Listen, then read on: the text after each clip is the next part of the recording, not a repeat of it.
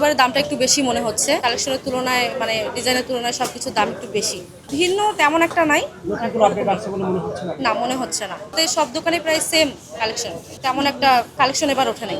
দাম যেটা বলছেন কিছুটা তুলনামূলক বেশি বলছেন।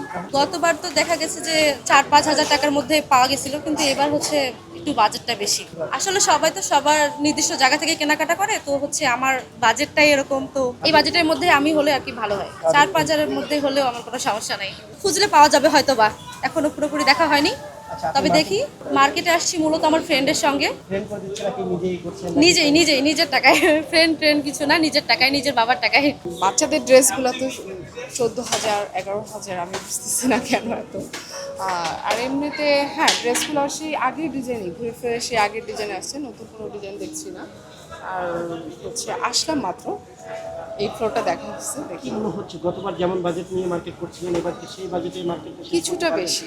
হ্যাঁ, করা যাবে, বাট কিছুটা বেশি, গতবারের থেকে কিছুটা বেশি মনে হচ্ছে।